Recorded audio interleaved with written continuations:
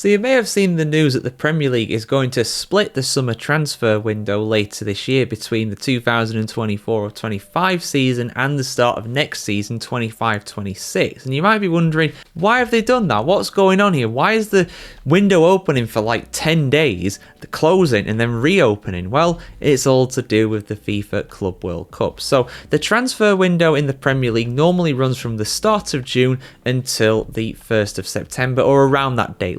Early September, late August, that's normally when it closes. It just depends on which actual date of the week it does fall at the end of the month or the start of the next one in September. It's the same for the summer transfer window pretty much every year, but for the first time ever, I think. I don't remember this ever happening before. It's all to do with the FIFA Club World Cup, basically, the reason why it's closing for just under a week's time. So it'll be closed between the end of the day on Tuesday, the 10th of June, and the start of the day on Monday, the 16th. Now, the Club World Cup is taking place in the United States this summer, and it's taking place between the 14th of June and the 13th of July.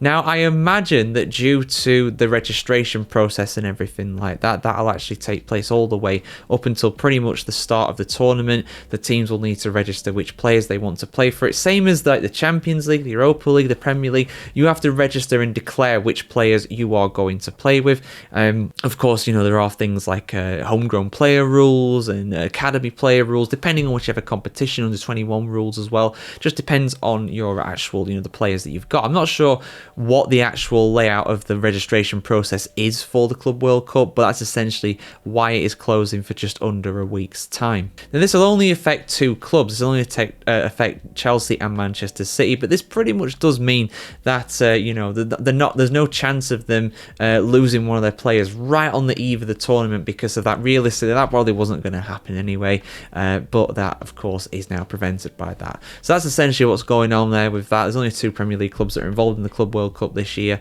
and we need to find another team as well. There's another team from North America that needs to get replaced, and that's a whole different rabbit hole. That's a whole weird one as well. But yeah, that's a bit of just a quick explaining video as to why that is. Relatively short topic there for you guys. Just thought I'd bring it you here on the footballchronicle.com. I hope you have a fantastic weekend. We got the FA Cup back this weekend after an international break, so I'm very much looking forward to that. Do you think it's the right move from the Premier League to close the transfer window for a week or so? I think it's sensible, really, given the circumstances. Normally at that time of year, you're competing in friendlies and stuff like that, or just resting, but there is, of course, a summer tournament this year, which is a whole different issue in itself. But yeah, your thoughts in the comments below, guys. Are you looking forward to the Club World Cup as well? I want to hear what you have to say about this. So a great weekend ahead. Like, share, comment, subscribe as always. See you very soon.